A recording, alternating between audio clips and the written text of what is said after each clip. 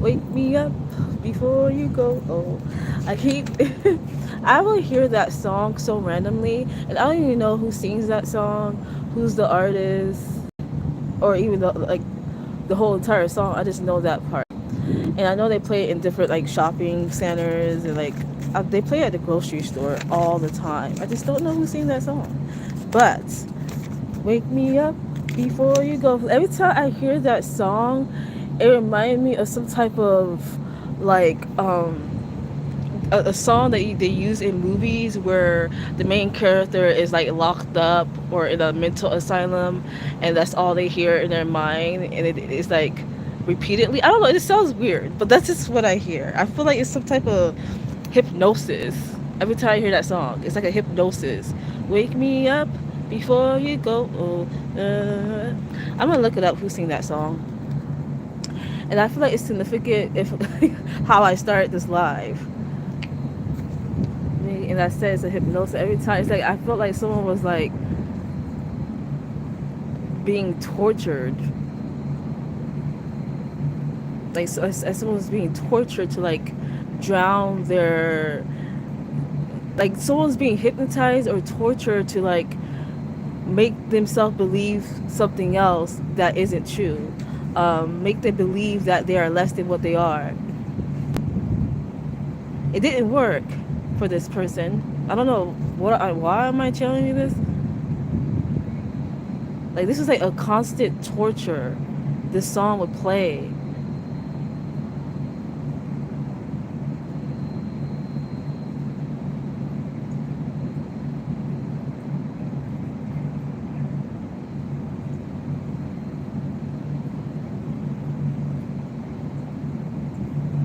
Oh wow.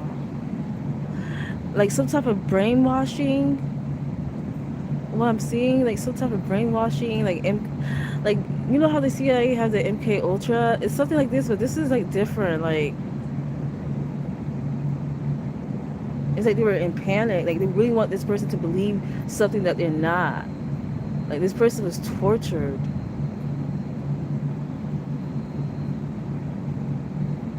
Like I mean, I'm even getting like, you know how like when it comes to like right now, what I'm seeing is think of like the movies like when it involves like operatives, military operatives that get kidnapped, right? That gets captured by the enemy. And usually with the enemy, what they do to question them, to like get information from them, they would use torture tactics, right? That's what I'm getting from what I'm seeing this person. Like how I started this live, this was not my intention. Like I was trying to share my truth, but I really feel like someone was trying to erase someone's truth. So that's probably why I channeled this out of nowhere. Like I'm seeing it like literally a clear as day. Like I'm seeing everything play out for this person. Like someone was trying to change someone's makeup, change their truth, change what they believe of themselves. But it's like this person had help to like help them to remind them who they were, but it was just hard. It was like a constant, consistent thing. Like this was torture in the worst way. This is consistently because remember I told you guys to program someone, it has to be consistent. It can't be a one-time thing that you do. It has to be like a ripple or a loop, a cycle. That's how you can program somebody. Okay, so that's what I'm getting is like they would play this song to like some type of hypnosis to this person, and when they play the song they would torture this person over and over and over and over and over. But like, I'm getting this person hears, they hear this person was a different person, okay, a different being, okay, this is not a human, okay, this is someone who has evolved past the human state. So I feel like this person had gift. I don't know, it was like they were trying to drown or bury or suppress this person's gift somehow. But this person was too heightened aware, too aware of things, too much of the know, and they wanted to keep this person hidden. They wanted to keep this person silent. So they tried everything in their power to get rid of this person's thinking, their mentality, like the way that they come off. It was just too much for them. Like they need to break. They was trying to break this person. That's what I'm getting. They're trying to break her. They're trying to break her, but she has help from the outside, like help that you can't see. These people who was torturing her couldn't see who was helping her, but she was being helped. Like, hey, remember who you are. You know who you are. You know who you are. You're not wrong. You're not crazy. You know who you are. Remember who you are. Remember who you are. Remember who you are. Remember who you are. Each time they would try to program her, she will always step out of it, like as if she was going through a la la land, like as just like she was going to sleep, like they were trying to put her to sleep, but she was already too, like she was too aware, alert. I'm getting awareness. She has too much awareness for this world, or she will, because I see the future, you guys. That's my specialty. I am of the future. So that's why I titled this channel Oracle of the Future, because I am an oracle of the future. I see the future. I see unfortunate events. I see death. I see calamity. I see destruction. And I see blessings as well. But yeah, that's what I specialize in. Future events. And I'm seeing this woman's future. And she looks like me. I think it is me, to be honest.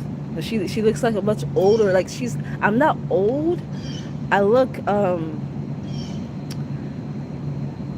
very, very tall, for one, like tall, skinny,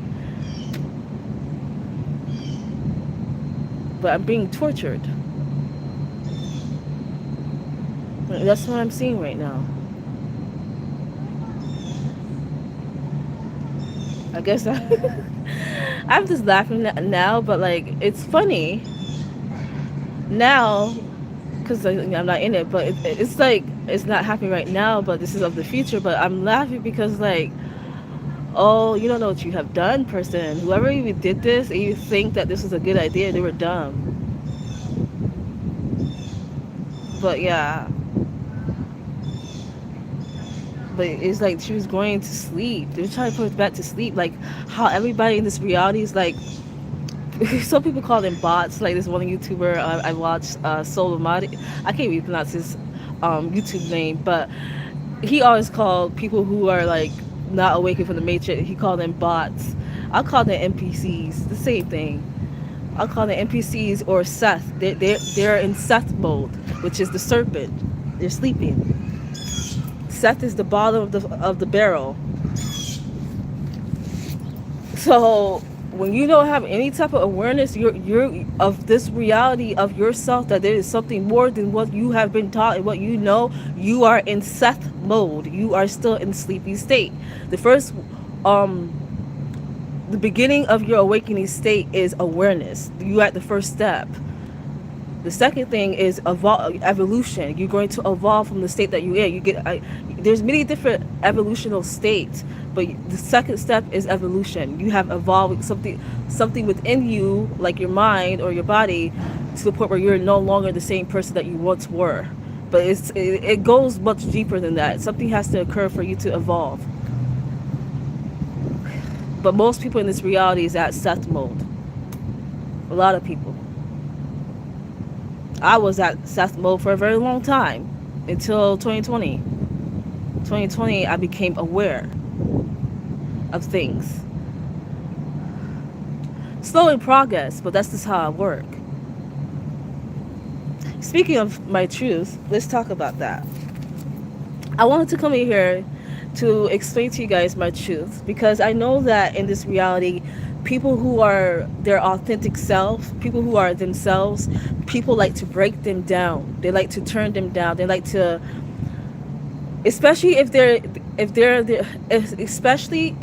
are themselves and they are confident being themselves, even if themselves is not the norm, people feel some type of way. They get irritated. It irritates people's demons when people are themselves and they're confident in that. Even if it's not accepted in society standards, they still are confident in their authenticity. It irritates other people's demon, because in this reality it's so controlled, it's so programmed, it's so manufactured, okay, it's so man-made, right, that when people actually show truth, outside of what has been built, what has been programmed, people like to break those people down. And they say, oh, no, you need to humble yourself. Oh, you're too much in your ego. But it's not them being in their ego. It's not them being like need to be humble. It's just them being themselves. They're living in their authentic truth. They're not living in ego. Their ego has died. What happens when your ego has died? Well, let's break this down. What is your ego? An ego is an identity that you have created or formed through a programming or conditioning of this reality. You have formed some type of persona that fit this mode of this reality. That is your ego. It's a false version of yourself. You use it to survive. People call it like that fight and flight mode. You use it to survive in this reality. That's what it is. But remember, I told you when I was breaking down the Jason movie, and I came across the whole triangle thing, and I said the top, we was trying to figure out, the top was the sun, right? At first, that's what I thought, but it wasn't the sun. It was actually mother. It was mother, and then it's father, and then the son. But I said, but the sun is the first thing that starts. Well, it's a whole process, but basically that what I broke down with the ego is a process that you go through.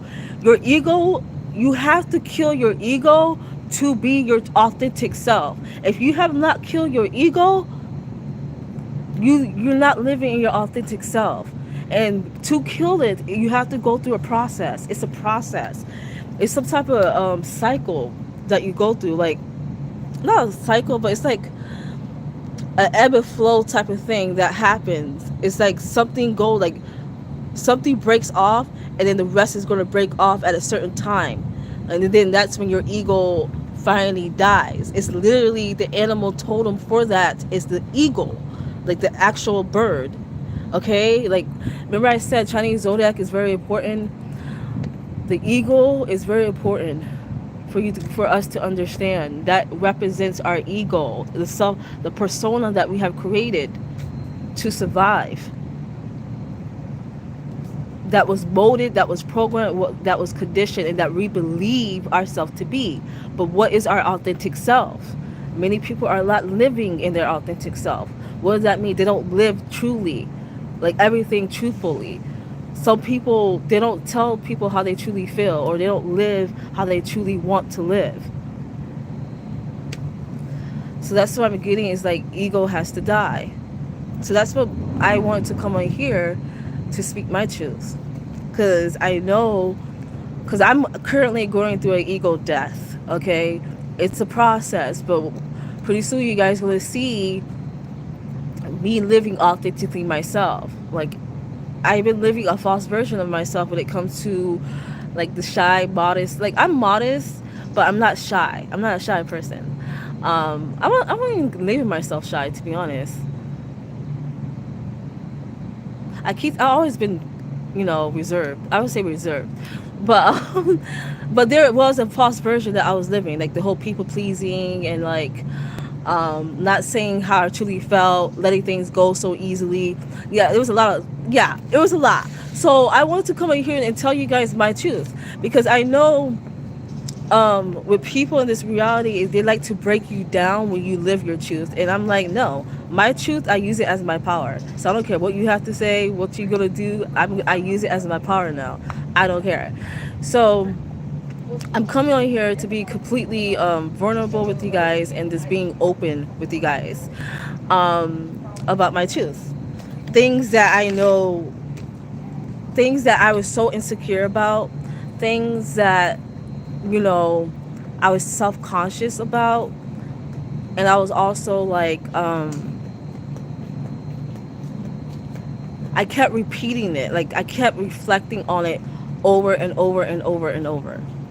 Okay, because I'm like, oh my gosh, why can't I just be this? Why can't I not be perfect, So I'm like, who wants to be perfect? I feel like your truth, you living in your truth, is enough. You don't have to be perfect. That's the thing. It's just this reality is fake. You know that. It's man-built. Everything is manufactured. Everything is programmed. they trying to be fake, but even their fake, like they're trying to be perfect, I should say, but even their perfection, it's flawed. Their perfection is stupid, in my opinion. It has no sense.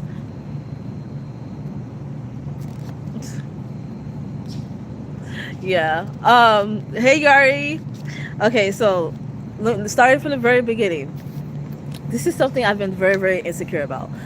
So I have very thin edges, you guys. Like my hairline, if you guys don't know what edges is, it's black people talk. But I have very thin edges due to different hairstyles that I had when I was a child that was very tight, due to products that I use as well that really hurted my hair. And because of that, growing up, I was very self-cautious about showing my natural hair. I would cover it with wigs. I would just get certain styles to cover it. And I was just so insecure about it, especially when I did had to wear my natural hair. I would get made fun of because of my hair. And now I'm like, okay, yes, my hair is damaged. Well, my hairline is damaged. Yes, it is what it is. But I'm like, you know what? I don't care. That's my truth. My hairline, I have no edges. Whatever the people like to say. They say I have no edges. Yeah, that's just the truth. I have no edges. So that's the my first truth. The second one is, you guys already know this, but it may not be a big deal to you guys, but for me, it was I was embarrassed by it. Is when I cannot pronounce certain words, okay, and I also had a speech impediment when I was a child. Like I wasn't diagnosed, but like I the way that I talked when I was a child, it was very I slurred my words. And I didn't speak how everybody else speak. And people like to say, "Oh, why you talk so weird?" When I was a child, and I felt very self-cautious. Like that's where it starts. It starts when you're a child. I felt very self-cautious. I don't know if you guys can see me because my phone. I felt very self-cautious because of how I spoke. Because I talked weird. Like sometimes people would say, "Oh, you talk with the accent." I'm like, "Yeah, I'm Haitian, but I don't even know how to speak my own language, so I know it's not that. I don't have an accent if I don't know how to speak my language." It's just that I just sound weird, and especially my pronunciation. That was a huge issue with me. But that's my truth. Yeah, I cannot pronounce certain words or names, even if it's the most simplest names. I would say I cannot. It's just I struggle with it until I eventually get it. I will never say I can't do something because I can. It's just it takes me longer than the average person. So that's the truth. It takes me longer than the average person, and yeah. So that's another thing I want to share too. So yeah, that's number two, is the speech impediment or the speech delay, and how I pronounce certain words. So that's the second one. I'm gonna see your comment, Yari. I'm just gonna go through it. Number three is this was embarrassing for a very long time for me. It took me, I think, up till the second grade or the first grade. Cause you I failed the first grade twice. Well, I failed it once, but I had to take first grade twice. If you guys, yeah, I was that girl. I had to take first grade twice. I said it. And not only that, it took me to second grade to learn my left to my right. Like when it comes to like, yeah, my shoes. I remember growing up, like when I was a kid, I didn't know how to put my shoes in the right foot. Okay, so I couldn't tell my left to right until I was in second grade. Okay, so, and I still struggle with telling my left and right.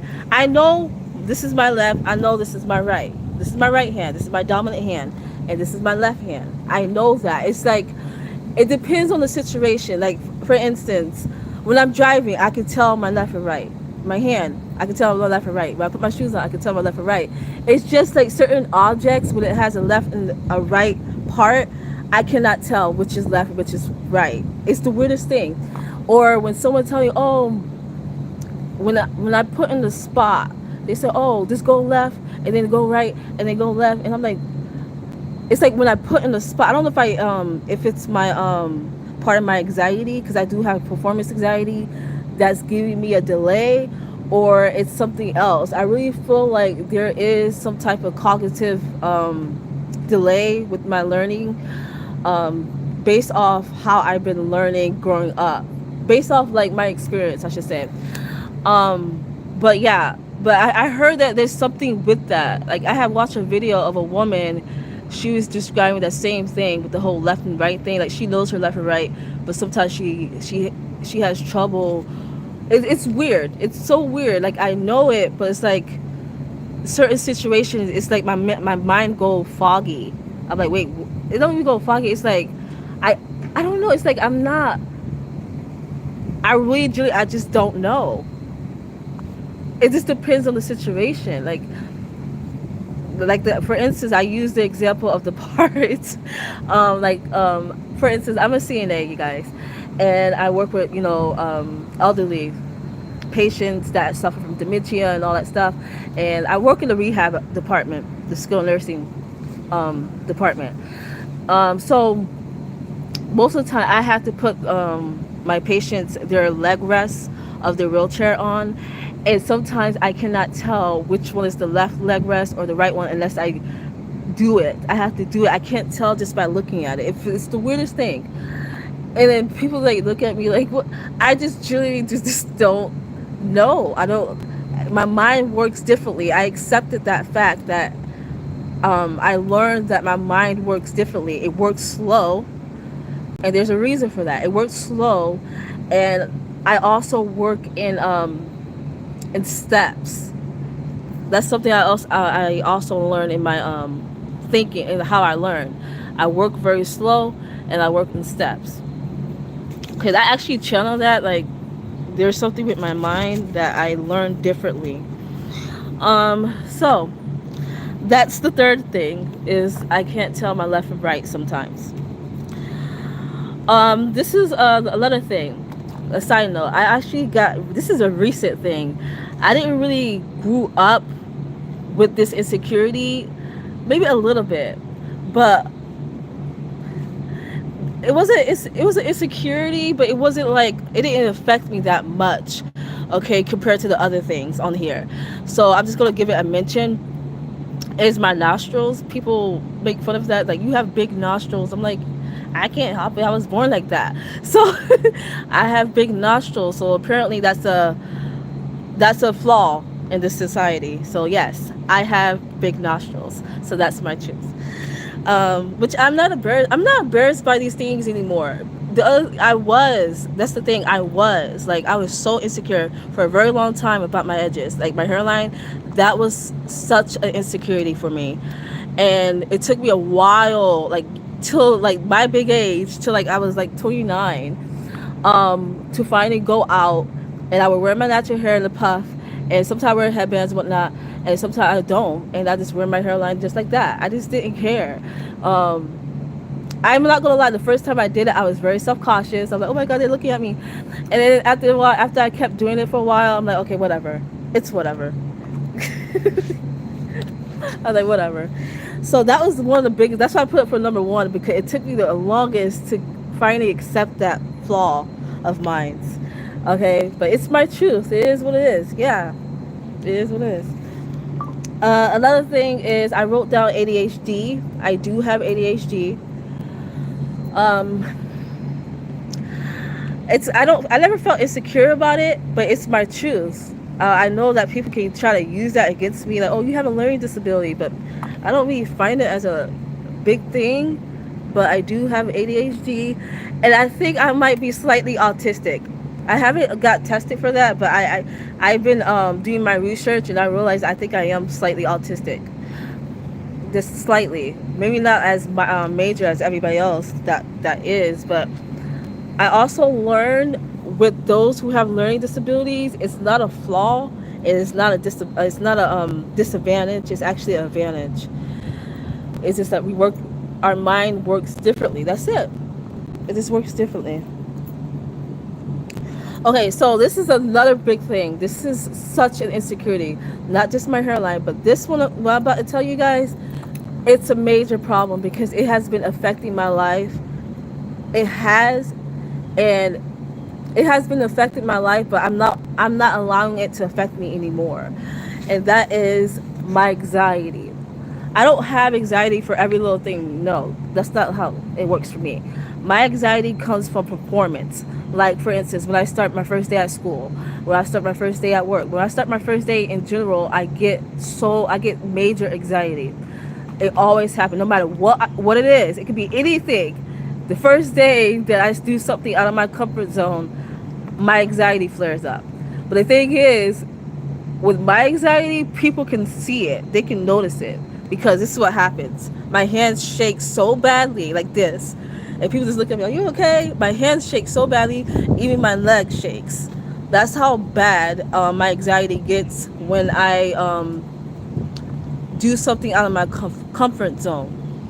I realize that when it happens, it feels like I'm not in control of my own body.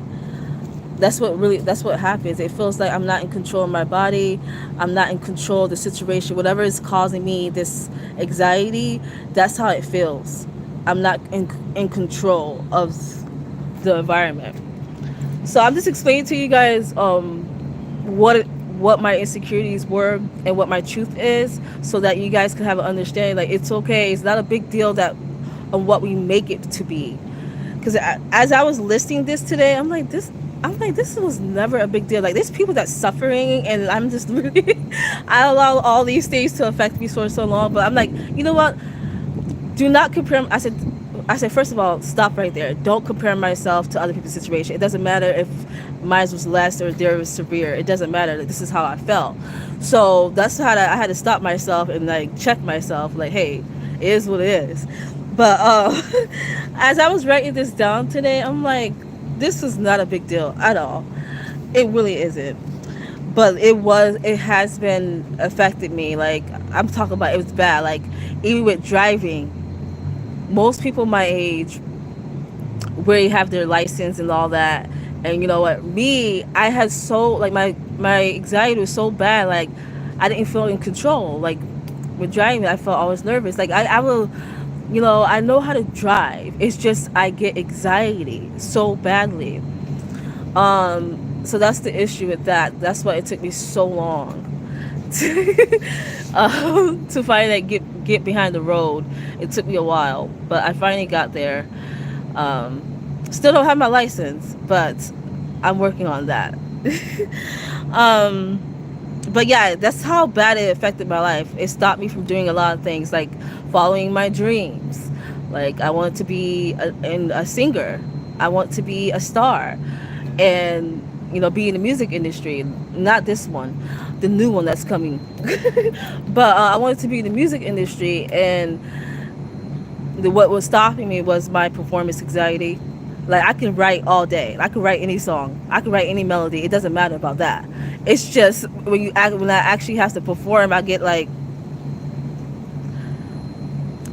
no, I don't get silent. I can talk. I can talk, like, do presentation. I can do that, but I can't get through it because I be shaking so bad. I be shaking so bad. It's so bad. Like, I be shaking so bad. Like, it's so bad. Like, I remember my first when I first noticed my anxiety was when I was 5 years old. Kindergarten. We had a play. It was a Lion King play. It was some type of Lion King play, and I had a role, and we had to perform in front of the whole class, the whole school, actually, the whole my age group. Like, it wasn't just my class. It was like the whole kindergarten card. It was the whole kindergarten and the whole school. Okay, and then it was not just them. It was their parents too. So I was so nervous. I had one line, but I was so nervous.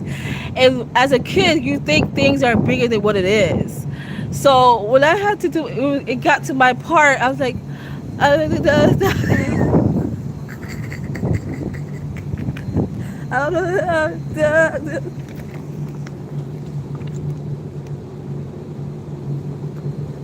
I will never forget that. It scarred me.